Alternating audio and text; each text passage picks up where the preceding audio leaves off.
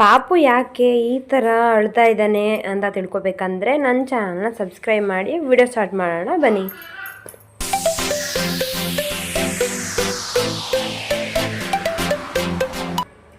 ನಮ್ಮ ಯಜಮಾನ್ರಿಗೆ ಟೈಫಾಯ್ಡ್ ಆಗಿದೆ ಅಂತ ಹೇಳಿ ಹಾಸ್ಪಿಟ್ಲಿಗೆ ತೋರಿಸ್ಕೊತಾ ಇದ್ರೆ 1 ವೀಕಿಂದ ನಮ್ಮ ಪಾಪುಗೆ ಕೂಡ ಫುಲ್ ಫೀವರ್ ಆಗಿಬಿಡ್ತು. ಫುಲ್ ನೈಟ್ ಎಲ್ಲ ಅವ್ನು ಮಲ್ಕೊಂಡಿಲ್ಲ. ನಾವು ಮಾಮೂಲಿ ಫೀವರ್ ಇರ್ಬೋದು ಅಂತ ಹೇಳಿ ಸುಮ್ಮನೆ ಆದ್ವಿ. ಬಟ್ ಅದು ಹೆಂಗಾಯಿತು ಅಂತಂದರೆ ಅವನಿಗೂ ಕೂಡ ವೈಟ್ ಬ್ಲಡ್ ಕಮ್ಮಿ ಆಗಿ ಅವನಿಗೂ ಕೂಡ ಫೀವರ್ ಜಾಸ್ತಿ ಆಗಿಬಿಟ್ಟಿತ್ತು. ಅದನ್ನೆಲ್ಲ ಬ್ಲಡ್ ಚೆಕಪ್ ಮಾಡಿಸ್ಕೊಂಡು ಇಬ್ಬರು ಗ್ಲೂಕೋಸ್ ಹಾಕ್ಸ್ಕೊಬಿಟ್ಟು ಮನೆಗೆ ಬಂದ್ವಿ. ಮನೆಗೆ ಬಂದಾಗ ಏನಂದರೆ ಅವರಿಬ್ರಿಗೂ ಹುಷಾರಿಲ್ಲದೆ ಇರೋದಕ್ಕೆ ಮನೇಲಿ ಏನೂ ಖುಷಿ ವಾತಾವರಣ ಇಲ್ಲವೇ ಇಲ್ಲ. ಅದಕ್ಕೆ ಅವರಿಬ್ರಿಗೂ ಸ್ವಲ್ಪ ಮೈಂಡ್ ರಿಲ್ಯಾಕ್ಸ್ ಮಾಡಲಿ, ಸ್ವಲ್ಪ ಅದೇ ಯೋಚನೆಯಲ್ಲಿದ್ದರೆ ಹುಷಾರಿಲ್ಲ ಅಂತಲೇ ಇದ್ಬಿಡ್ತಾರೆ ಅಂತ ಹೇಳಿ ಸ್ವಲ್ಪ ಹೊರಗಡೆ ಹೋಗೋಣ ಅಂತ ಸರ್ಕಲ್ಗೆ ಹೋದ್ವಿ.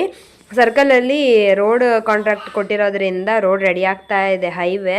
ಅದಕ್ಕೆ ಮಧ್ಯದಲ್ಲಿರುವಂಥ ಬಸವಣ್ಣನ ಎಷ್ಟು ವರ್ಷಗಳಿಂದ ಅದಿದೆ ಅದನ್ನು ತೆಗಿತಾ ಇದ್ರು.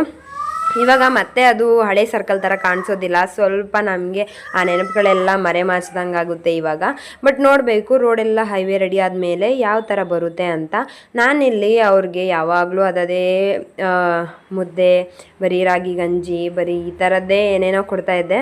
ಅವ್ರಿಗೆ ಸ್ವಲ್ಪ ಏನೋ ಸ್ವೀಟ್ ತಿನ್ನಬೇಕಂತ ಹೇಳಿದ್ರು. ಅದಕ್ಕೋಸ್ಕರ ಕ್ಯಾರೆಟ್ ಹಲ್ವಾ ಮಾಡೋಣ ಅಂತ ನಾನು ಕ್ಯಾರೆಟ್ನ ತುರ್ಕೊಂಡು ಅದನ್ನು ಡ್ರೈ ಫ್ರೈ ಮಾಡ್ತಾಯಿದ್ದೀನಿ. ಡ್ರೈ ಫ್ರೈನ ಚೆನ್ನಾಗಿ ಮಾಡಬೇಕು, ಹಸಿ ವಾಸನೆ ಹೋಗೋ ತನಕ.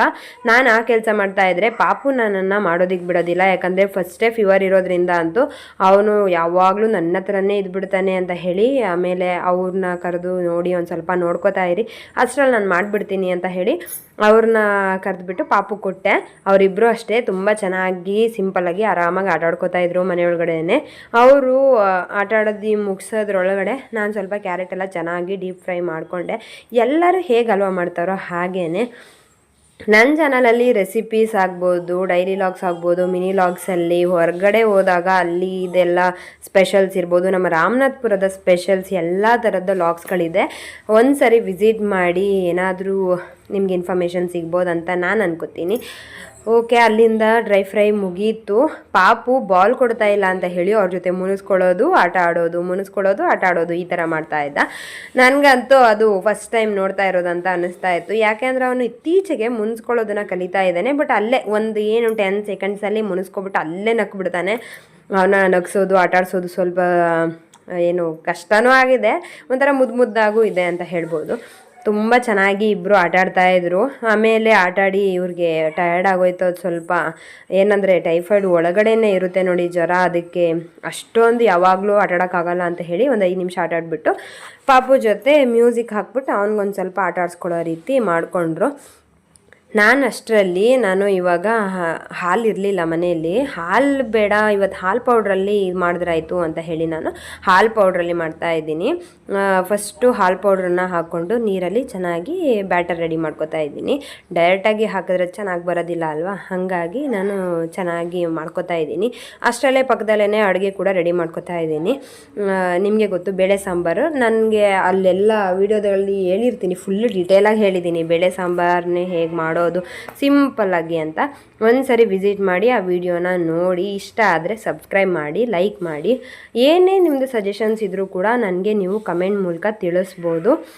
ನಾನು ಅದನ್ನು ನನ್ನ ವಿಚಾರದಲ್ಲಿ ನನ್ನ ಯೂಟ್ಯೂಬ್ ಚಾನಲ್ ಆಗ್ಬೋದು, ನನ್ನ ಲೈಫಲ್ಲಿ ಕೂಡ ನಾನು ಅಳವಡಿಸ್ಕೊಳ್ಳೋದಕ್ಕೆ ನನಗೆ ತುಂಬ ಹೆಲ್ಪ್ ಆಗುತ್ತೆ. ಬ್ಯಾಟರ್ ಎಲ್ಲ ಚೆನ್ನಾಗಿ ರೆಡಿ ಮಾಡಿಕೊಂಡೆ ನಾನು. ಅವರಿಬ್ಬರು ಕೂಡ ಸುಸ್ತಾಗಿ ಅಯ್ಯೋ ನಾನು ಬಿಟ್ಬಿಡು, ಬೇಗ ರೆಡಿ ಮಾಡು ಅಡುಗೆನ, ಅವ್ನು ಹಿಡ್ಕೊ ಅಂತ ಹೇಳ್ತಾಯಿದ್ರು. ಬಟ್ ಅವನು ಅಷ್ಟು ಒಂದು ಸ್ವಲ್ಪ ಹಿಂಸೆ ಕೊಟ್ಬಿಡ್ತಾನೆ. ಅವ್ನಿಗೇನಾರು ಆಗ್ತಾಯಿಲ್ಲ ಅಂತ ಅಂದರೆ, ಮಕ್ಕಳಂದ್ರೇ ಹಂಗಲ್ವಾ. ಅದು ಬ್ಯಾಟರ್ ಏನೋ ತೋರ್ಸೋದಕ್ಕೆ ಹೋಗಿ ಅದು ಕೂಡ ಸ್ವಲ್ಪ ಚೆಲ್ಲಿದೆ. ಬಟ್ ಓಕೆ, ಅಷ್ಟೇನು ಚೆಲ್ಲಿಲ್ಲ, ಒಂದು ಸ್ಪೂನಷ್ಟು ಹಾಲು ಚೆಲ್ಲೋಯ್ತು. ಹಾಲು ಪೌಡ್ರಲ್ಲಿ ಮಾಡಿದ್ರೆ ಅದೇ ಒಂಥರ ಕ್ರೀಮಿಶ್ ಟೈಪ್ ಬಂದ್ಬಿಡುತ್ತೆ. ಮಾಮೂಲಿ ಹಾಲಲ್ಲಿ ಮಾಡಿದ್ರೆ ಅದೇ ಒಂಥರ ಡಿಫ್ರೆಂಟ್ ಟೇಸ್ಟ್ ಇರುತ್ತೆ. ನಾನಿಲ್ಲಿ ಹಾಲು ಪೌಡರಲ್ಲೇ ಮಾಡ್ಕೊತಾ ಇದ್ದೀನಿ. ಕ್ಯಾರೆಟ್ ಏನು ಡ್ರೈ ಫ್ರೈ ಮಾಡ್ಕೊಂಡಿದ್ದೆ ಅದಕ್ಕೆ ಡೈರೆಕ್ಟಾಗಿ ನಾನಿಲ್ಲಿ ಹಾಲು ಹಾಕೋತಾ ಇದ್ದೀನಿ. ಹಾಲು ಹಾಕೊಂಡ್ಮೇಲೆ ಒಂದು 10 ಮಿನಿಟ್ಸ್ ಚೆನ್ನಾಗಿ ಬಾಯ್ಲ್ ಆಗಬೇಕು. ಅದಕ್ಕೆ ಶುಗರ್ ಎಷ್ಟು ಬೇಕು ನೋಡಿಕೊಂಡು ಹಾಕೋಬೇಕು. ಶುಗರ್ ಹಾಕೊಂಡ್ಮೇಲೆ ಏಲಕ್ಕಿ ಪೌಡರು, ದ್ರಾಕ್ಷಿ ಗೋಡಂಬಿ ಎಲ್ಲ ಹಾಕೋಬೇಕು. ನಾನಿಲ್ಲಿ ದ್ರಾಕ್ಷಿ ಗೋಡಂಬಿ ಹಾಕ್ತಾಯಿಲ್ಲ. ಯಾಕೆ ಅಂತ ಅಂದರೆ ನಮ್ಮ ಮನೆಯವ್ರಿಗೆ ಸ್ವಲ್ಪ ಹಲ್ಲು ನೋವಿದೆ, ಹಾಗಾಗಿ ಅವ್ರಿಗೆ ಅದು ತಿನ್ನೋಕ್ಕಾಗಲ್ಲ ಅಂತ ಹೇಳಿ ನಾನು ಹಾಕ್ತಾ ಇಲ್ಲ. ನಮ್ಮ ಪಾಪುಗೂ ಅಷ್ಟೇ ಅದು ದ್ರಾಕ್ಷಿ ಅಂದರೆ ಅಷ್ಟಕ್ಕಷ್ಟೇ ಅವನು ತಿನ್ನಲ್ಲ ಅದನ್ನ, ಹಾಗಾಗಿ ನಾನು ಅದನ್ನು ಹಾಕ್ತಾ ಇಲ್ಲ. ಬಟ್ ರೆಡಿ ಆಯಿತು ನೋಡಿ, ಎಲ್ಲ ಚೆನ್ನಾಗಿ ಸ್ವಲ್ಪ ಬೆಂದು ಅದು ಸ್ವಲ್ಪ ಕ್ಯಾರೆಟ್ ಫ್ಲೇವರು ಅದು ಹಲ್ವಾ ಫ್ಲೇವರ್ ಬರ್ತಾ ಇರುತ್ತೆ ನೋಡಿ ಸ್ಮೆಲ್ಗೆ, ಆ ಥರ ಬರೋಷ್ಟ್ರೊಳಗಡೆ ತೆಗೆದ್ರೆ ಆಯಿತು. ಹಂಗಂತ ಸೀಸೋದು ಬೇಡ, ಒಂದು ಸ್ವಲ್ಪ ಗಟ್ಟಿ ಆದಂಗೆ ಹದ ಬರ್ತಿದೆ ಅಂತ ಅಂದ ತಕ್ಷಣ ತೆಗೆದ್ರೆ ಆಯಿತು. ಏನೊಂದು 10 ನಿಮಿಷದಲ್ಲೆಲ್ಲ ರೆಡಿ ಆಗಿಬಿಡುತ್ತೆ. ನಾನು ಅಷ್ಟರಲ್ಲಿ ಇವ್ರ ಜೊತೆ ಆಟ ಆಡೋದನ್ನು ನೋಡ್ಕೊಂಡು ಅದು ಬೇಯೋಷ್ಟರಲ್ಲಿ ಬೇರೆ ಅಡುಗೆಗೆಲ್ಲ ರೆಡಿ ಮಾಡಿಕೊಂಡೆ. ನಾನು ಇಬ್ಬರು ಕೂಡ ಚೆನ್ನಾಗಿ ಆಟ ಆಡ್ತಾಯಿದ್ರು. ನನಗಂತೂ 1 ವೀಕಿಂದ ಸಿಕ್ಕಾಬಿಟ್ಟೆ ಟೆನ್ಷನ್ ಆಗಿತ್ತು, ಯಾವಾಗ ಇವರಿಬ್ಬರು ಹುಷಾರಾಗ್ತಾರೋ ಅಂತ. ಅದರಲ್ಲೂ ಪಾಪು ಹುಷಾರು ತಪ್ಪಿ ಅವ್ನಿಗೆ ಬ್ಲಡ್ ಚೆಕಪ್ ಮಾಡಿಸೋ ಹಾಗಾಯಿತು ಅಂತ ಅಂದ ತಕ್ಷಣ ಅಯ್ಯೋ ನಿಜವಾಗ್ಲೂ ಎಷ್ಟು ಬೇಜಾರಾಯಿತು ಗೊತ್ತಾ. ಇವ್ರಿಗೆ ನೋಡೋಕ್ಕಾಗ್ತಾ ಇಲ್ಲ, ಇನ್ನು ಪಾಪು ಅವ್ನು ಹೇಳ್ಕೊಳಕ್ಕೆ ಅವ್ನಿಗೆ ಗೊತ್ತಾಗಲ್ಲ, ಅವ್ನು ಹೆಂಗೆ ಇರ್ತಾನೆ ಈ ವಿಚಾರದಲ್ಲಿ, ಹುಷಾರಿಲ್ಲದೆ ಇರೋ ವಿಚಾರದಲ್ಲಿ ಅಂತ ಸಿಕ್ಕಾಪಟ್ಟೆ ಬೇಜಾರಾಗ್ಬಿಟ್ಟಿತ್ತು ನನಗೂ ನಮ್ಮ ಯಜಮಾನ್ರಿಗೂ. ಬಟ್ ಇಟ್ಸ್ ಓಕೆ, ನಮ್ಮ ಯಜಮಾನ್ರು ಸ್ವಲ್ಪ ರಿಕವರ್ ಆಗ್ತಾ ಇದ್ದಾರೆ ಅಂತ ಅನಿಸುತ್ತೆ. ಬಟ್ ಅಷ್ಟು ಇಲ್ಲ, ಇನ್ನೂ ಎದೋಡಾಡಿದ್ರೆ ಸುಸ್ತಾಗೋದು, ಅವರಿಗೆ ಅಷ್ಟು ಏನೂ ಆಗ್ತಾ ಇಲ್ಲ, ಚಿಕ್ಕ ಪುಟ್ಟದ್ದು ಏನೂ ಆಗ್ತಾ ಇಲ್ಲ. ಸ್ವಲ್ಪ ನಾನೇ ಮಲಗಿತ್ತವೇ ಇರಬಾರ್ದು, ಸ್ವಲ್ಪ ಮಗು ಜೊತೆ ಟೈಮ್ ಸ್ಪೆಂಡ್ ಮಾಡಿದ್ರೆ ಅವನಿಗೂ ಖುಷಿ ಆಗುತ್ತೆ, ಇವ್ರಿಗೂ ಸ್ವಲ್ಪ ಬಾಡಿ ಸಪೋರ್ಟ್ ಹೇಗಿದೆ ಅವ್ರ ಬಾಡಿ ಕಂಟ್ರೋಲಲ್ಲಿ ಅಂತ ಅನ್ನೋದು ಅವ್ರಿಗೂ ಗೊತ್ತಾಗುತ್ತೆ. ಸುಸ್ತಾಗ್ತಿದೆಯಾ ಇಲ್ಲ ನಾನು ಆರಾಮಾಗಿದ್ದೀನಿ ಅನ್ನೋದು ಗೊತ್ತಾಗುತ್ತೆ ಅಂತ ಹೇಳಿ ನಾನು ಅವರಿಬ್ಬರನ್ನ ಆಟ ಆಡೋದಕ್ಕೆ ಬಿಟ್ಟೆ ಇವತ್ತು. ಇಬ್ಬರು ಆಟ ಆಡಿಕೊಂಡು ಮುಗಿಸೋಷ್ಟ್ರೊಳಗಡೆ ನನಗಿಲ್ಲಿ ಕ್ಯಾರೆಟ್ ಹಲ್ವಾ ರೆಡಿ ಆಯಿತು. ನೋಡಿ ಎಷ್ಟು ಚೆನ್ನಾಗಿ ಅದ ಬಂದಿದೆ. ತುಂಬ ಸ್ವೀಟ್ ಎಷ್ಟು ಬೇಕು ಅಷ್ಟು ಹಾಕ್ಕೊಳ್ಳಿ, ಯಾಕೆಂದರೆ ಕ್ಯಾರೆಟ್ ಕೂಡ ಫ್ಲೇವರ್ ಕೊಡೋದ್ರಿಂದ ಒಂದು ಸ್ವಲ್ಪ ಜಾಸ್ತಿ ಸ್ವೀಟ್ ಆಗಿಬಿಟ್ರೆ ಚೆನ್ನಾಗಿರೋದಿಲ್ಲ. ಸಿಂಪಲ್ಲಾಗಿ ಮೀಡಿಯಮ್ ಶುಗರ್ ಹಾಕ್ಕೊಂಡ್ರೆ ಆಯಿತು. ತುಂಬ ಅಂದರೆ ತುಂಬಾ ಚೆನ್ನಾಗಿರುತ್ತೆ. ಅದಾದಮೇಲೆ ಸ್ವಲ್ಪ ತಣ್ಣಗಾಗೋದಕ್ಕೆ ಬಿಟ್ಟು ನಾನು ಅವ್ರಿಗೆ ಸರ್ವ್ ಮಾಡ್ತಾಯಿದ್ದೀನಿ, ಯಾಕಂದರೆ ಅವ್ರಿಗೆ ಅಷ್ಟು ಇರೋದಕ್ಕೆ ಅವ್ರಿಗೆ ಟೈಮೇ ಆಗ್ತಾ ಇಲ್ವಂತೆ, ಅಷ್ಟು ನನಗೆ ಕೊಡು ಸ್ವೀಟ್, ನಾನು ಬಿಸಿಲೇ ತಿನ್ಕೋತೀನಿ ಅಂತ ಹೇಳಿದ್ರು. ಹಾಗಾಗಿ ನಾನು ಇಲ್ಲಿ ಕ್ಯಾರೆಟ್ ಹಲ್ವಾನ ಡೈರೆಕ್ಟು ಸ್ವಲ್ಪ ಬೆಚ್ಚಗಿತ್ತು, ತುಂಬ ಬಿಸಿನೇ ಇಲ್ಲ, ಕೊಟ್ಟೆ. ಅವರು ಕೂಡ ಟೇಸ್ಟ್ ಮಾಡಿಬಿಟ್ಟು ಪರವಾಗಿಲ್ಲ ಚೆನ್ನಾಗಿ ಬಂದಿದೆ, ದ್ರಾಕ್ಷಿ ಗೋಡಂಬಿ ಹಾಕದೇ ಇರೋದೇ ಒಳ್ಳೆಯದಾಯಿತು, ನಂಗೆ ತಿನ್ನೋಕ್ಕಾಗಲ್ಲ ಅಂತ ಹೇಳಿದ್ರು. ಓಕೆ, ಅವರು ತಿನ್ನುವಾಗ ನಮ್ಮ ಪಾಪು ಏನೋ ಸ್ಪೆಷಲ್ಲು ನನಗೆ ಕೊಡದೇ ಇರೋದನ್ನು ಅವರೊಬ್ಬರಿಗೇ ಕೊಟ್ಟಿದ್ದಾರೆ ಅನ್ನೋ ಥರ ಫುಲ್ ಅವ್ರ ಹತ್ರ ಕೇಳ್ತಾ ಇದ್ದ. ಬಟ್ ಅವನಿಗೆ ಇದು ಕೊಟ್ಟ ಮೇಲೆ ಹಲ್ವಾನ ಅವನು ಅದನ್ನು ತಿನ್ನಲೇ ಇಲ್ಲ. ಒಂದು ಸ್ಪೂನ್ ತಿಂದ್ಬಿಟ್ಟು ಅದು ಕ್ಯಾರೆಟ್ ಎಲ್ಲ ಬಾಯಿಗೆ ಸಿಗುತ್ತಲ್ವ, ಬೇಡ ಬೇಡ ಅಂತ ಹೇಳಿ ದೂರ ಇಟ್ಟ.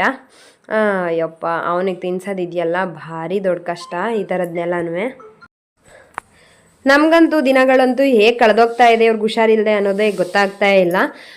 ನಮಗಂತೂ ಹೆಂಗಾಗಿದೆ ಅಂತ ಅಂದರೆ ಸೈಲೆಂಟ್ ಈ ಗಿಳಿಮರಿನೆಲ್ಲ ಕೂಡಿಡೋ ಅಂಥ ಒಂದು ಕಬ್ಬಿಣದ್ದು ಇರುತ್ತಲ್ವ, ಏನದನ್ನು ಗೂಡು ಥರ ಹೇಳ್ತಾರಲ್ವ, ಆ ಥರ ಒಳಗಡೆ ಕಟ್ಟಾಗ್ದಂಗೆ ಆಗ್ಬಿಟ್ಟಿದೆ, ಜೈಲ್ ಥರ.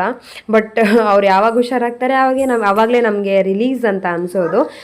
ನಮಗಂತೂ ಈ ಲಾಗ್ ತುಂಬಾ ಇಷ್ಟ ಆಯಿತು. ಸಿಂಪಲ್ಲಾಗಿ ನಾನು ಲಾಗ್ ಸ್ಟಾರ್ಟ್ ಮಾಡಿದ್ದೀನಿ. ಇದೇ ಥರ ಸಪೋರ್ಟ್ ಮಾಡಿ, ನನ್ನ ಚಾನಲ್ನ ಸಬ್ಸ್ಕ್ರೈಬ್ ಮಾಡಿ, ಲೈಕ್ ಮಾಡಿ, ಶೇರ್ ಮಾಡಿ, ಕಮೆಂಟ್ ಮಾಡಿ. Bye, see you in the next log.